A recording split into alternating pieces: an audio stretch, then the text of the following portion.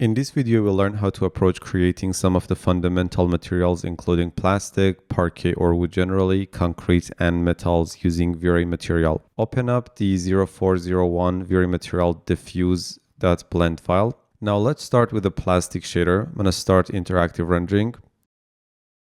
Hey folks, welcome to MoGraph Plus. This video is a free sample from our course, The Ultimate Introduction to V-Ray for Blender. It's a massive 13-hour course where we dive deep into every aspect of V-Ray for Blender, everything you need to know step by step. If you'd like to master V-Ray inside Blender, make sure to check out the full course. You'll find the link right down in the description. And of course, don't forget to subscribe and hit the bell icon so you'll get notified whenever we post new tutorials and lessons.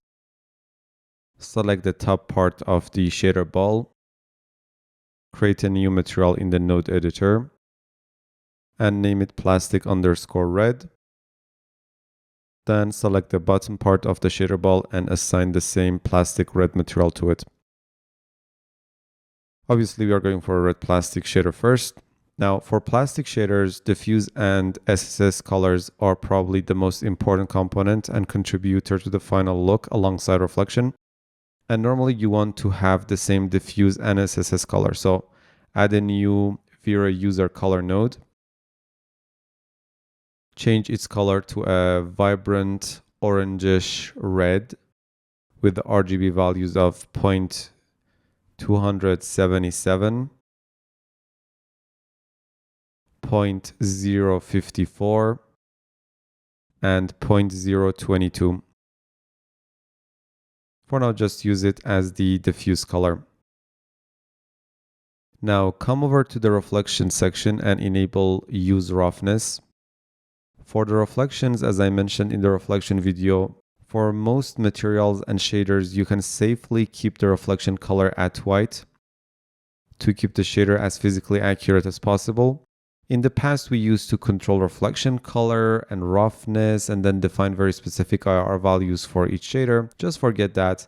In this new PBR-based approach, reflection color is almost always just a simple white, and the IR value for most daily shaders like plastic, wood, concrete, and so on can be around 1.5. The only thing we are interested in is the reflection roughness. We add variation to the reflection roughness with a grayscale texture, and that adds all the realism we need. As we are dealing with plastic, let's change the IR to around 1.5. If you have any issue understanding these parameters, you can refer back to the previous videos where we explained them in detail.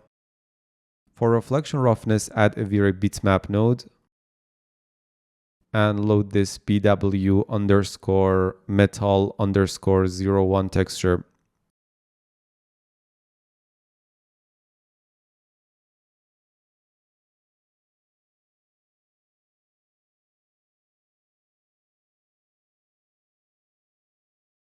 As this map will be connected to the reflection roughness, I'm going to change the color space to raw and transfer function to linear and connect the texture to the reflection roughness input.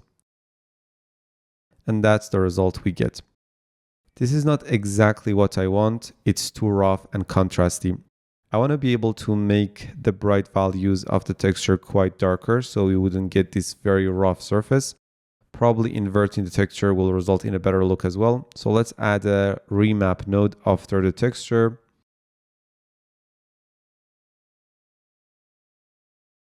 In the remap node, first let's invert the values completely.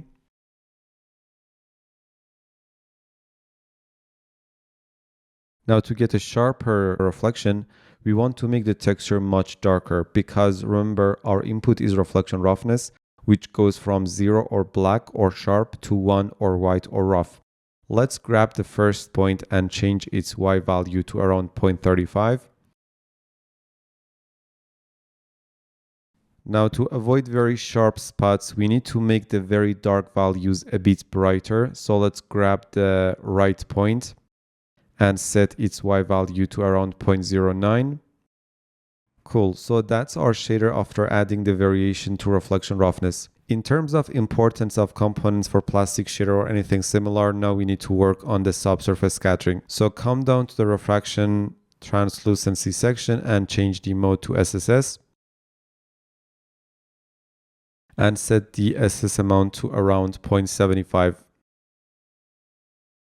Depending on the particular plastic, the SS amount can be quite low or high. You need to look at your reference image and see if it has a lot of SSS or not, and then decide on the amount. Use the same red color that we used for the diffuse color as the SS color and scatter radius colors. And let's set the SSS scale to around 10 centimeters. Because we are using a fairly dark color as the scatter radius and the scale is multiplied by the scatter radius, that's why I use the high scale value like 10 centimeters. And this really adds quite a lot to the overall realism of the shader. It's beautiful. The next thing to consider is to work on the bump mapping. For most surfaces, you need an overall unevenness that can be achieved with a simple noise, and then more high frequency detail, which you can just reuse the reflection roughness map for. So connect the original reflection roughness texture to the bump input of the material. We can increase the resolution scale to 200% and draw a render region to see how the bump mapping will look on a high resolution render. On a lower resolution render, you might be tricked and kind of increase the bump map beyond what you need. So that's why increasing the resolution and seeing the actual bump mapping effect on the surface on a high resolution render is very useful. And now we need to dial in the exact bump amount that is needed.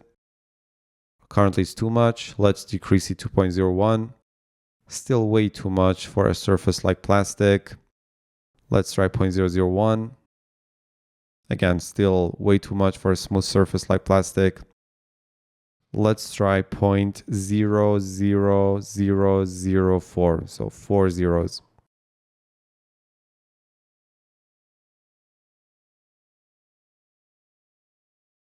That's good. We don't want to exaggerate anything. Subtle and little is always better. So that's the high frequency detail. Now let's quickly add that general unevenness to the surface using a noise map. Most of the materials and surfaces surrounding us in real life are not made perfectly. It's not going to be perfectly smooth. There is some sort of waviness to the surface, and if you take a look at any reflective surface around you, you can see that overall waviness, unevenness to them. We can use very normal bump node or very bump material like we learned in the bump mapping video a few lessons back.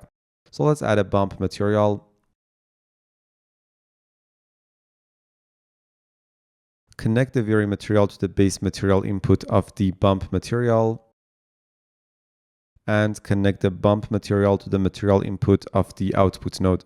Add a noise map and connect it to the texture map input of the bump material. If I decrease the bump multiplier amount to 0.03 in the bump material node, so that's the type of unevenness that I'm talking about, but we want it to be kind of more subtle. So let's set the bump multiplier to around 0.0075. Now let's see what we get. This is a pretty good plastic shader and you can call it a day. One last thing that you can add to your shaders to make them more realistic is to make the perpendicular faces a bit sharper compared to the parallel faces to the viewing direction. We can do that simply using the coat section of the shader. We talked about this specific topic in the coating lesson. For now, let's set the coating amount to around 0.5 and coat IOR to around 1.1. So it will be limited to only the perpendicular faces, and set its roughness maybe 2.1. And this will add another level of realism to the overall shader. We can go ahead and add a bit of variation to the coat roughness, but this is enough for now. The good thing is that the whole shader is being controlled with this one texture that is connected to both the reflection roughness and bump input. If you load another texture, you would get an entirely different look. Let me show you the final high resolution render of this shader.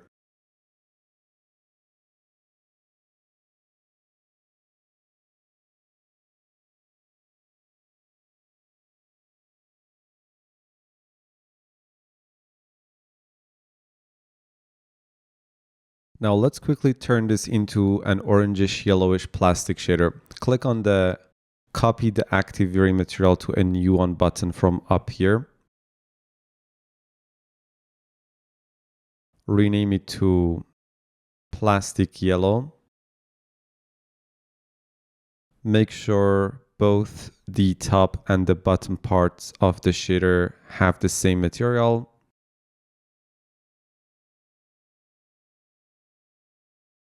Now we just need to change the color in the Vary color node to any color we want.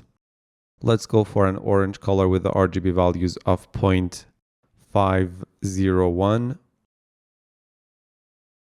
for red, 0.261 for green, and 0.024 for blue. We can increase the subsurface scale if we want to get a softer plastic.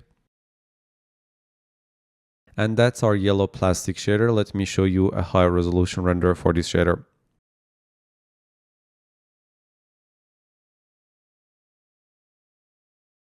Let's pick up the pace a bit and go for a wood parquet shader.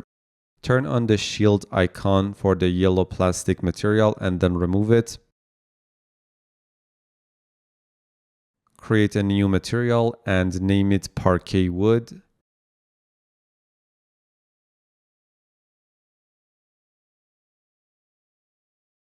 And make sure the bottom part of the shader ball has the same shader. Add a Vary bitmap node and load this parquet.png texture. Connect it to the diffuse color input of the material.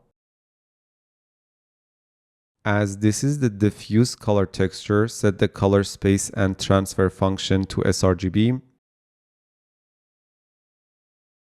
Add a mapping node to the texture and set the repetition to 0.75. I'd like to use the roughness mode when using Vary material, so let's change the reflection mode to roughness. Set the reflection color to white. Roughness to 0 for now. IR can remain at the default state as we discussed earlier. Let's go for the reflection roughness immediately and load this parquet_roughness texture. Connect the same mapping node to it and connect it to the reflection roughness input.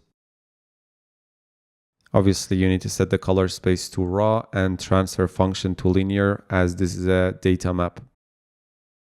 I'm going to quickly invert the texture as this texture was created for glossiness workflow. So if I take a look at the texture, you notice the narrow edges between the boards are black, which if used as a roughness map, will end up giving us sharp reflections. And the wood grain are also darker, which again makes the surface sharper if I used it as a roughness texture.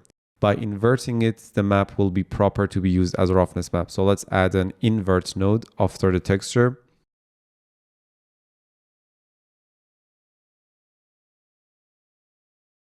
Like the plastic shader, let's put it through a remap node for further adjustments. So add a remap node after the invert. I'm just gonna make the dark values a bit brighter by increasing the first point Y value to around 0.1, and that would make the sharp parts less sharp. Let's quickly add some bump mapping as well. Copy the reflection roughness map and load this parquet_bump texture. If we take a look at the texture, we know for bump maps, the black pixels cause indents and this map looks right at its original state. And let's connect it to the bump map input of the Vary material. And let's decrease the bump amount to around 0.004.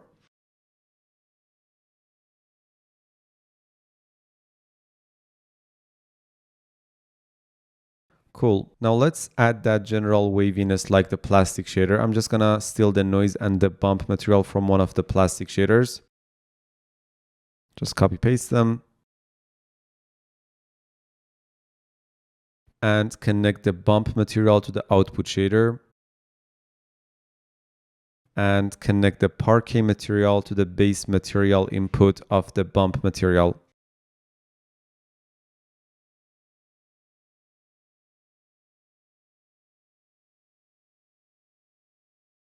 Now let's add the coats layer. Just set the coat amount 2.3 and coat roughness 2.1 as I don't want it to be very sharp. And coat IR to around 1.25 so it is limited to only the incidence angles.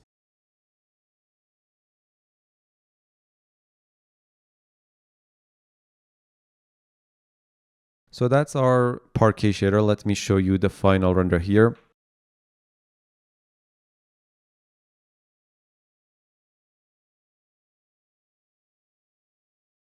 Now let's go for a quick concrete shader. So I'm gonna shield this material, then remove it, add a new V-Ray material and name it concrete, and make sure both of the shaderable parts use the same material.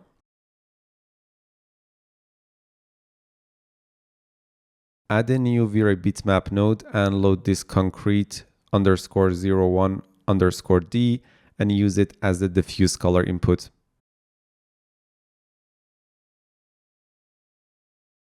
Change the reflection color to white. For the reflection roughness map, connect the same texture to an invert node. For the same reason that we inverted the parquet roughness texture, we need to invert this map as well and use it as the reflection roughness map. And for the bump map, just connect the original diffuse map to the bump map input of the V-Ray material. And maybe set the bump amount to around 0.002.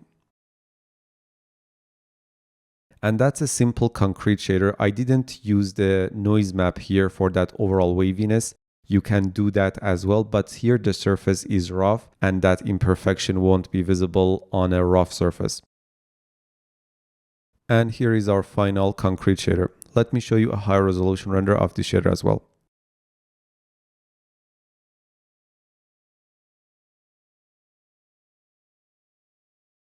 And finally, let's go for a metal shader. Shield the concrete shader and remove it. Create a new V-Ray material and name it metal and assign it to both parts of the shader.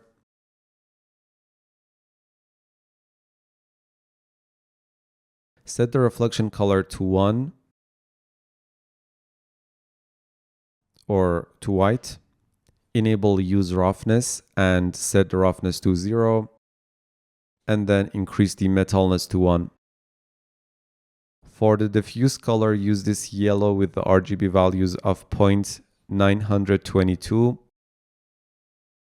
0.789, and 0.494. For the roughness, let's add a V-Ray bitmap node and load this BW_metal_02. For now, let's connect it directly to reflection roughness to see how it looks. Just set its color space to raw and transfer function to linear as it is a data input. As always, let's use a remap node before connecting the texture to the reflection roughness input.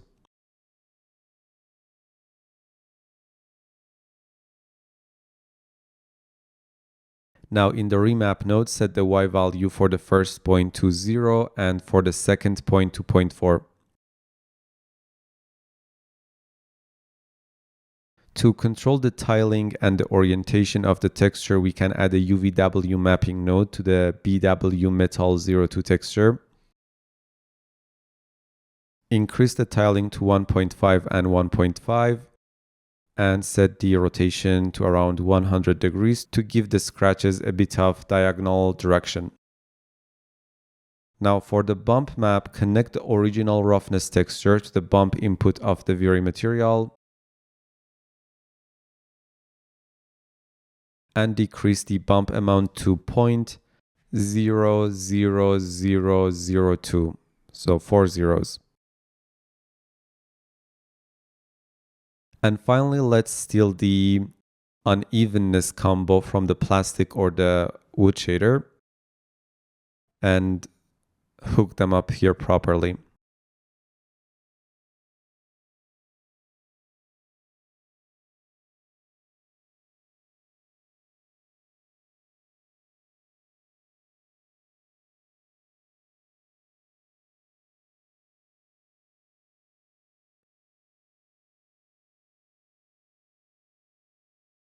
So that's our final scratched gold shader.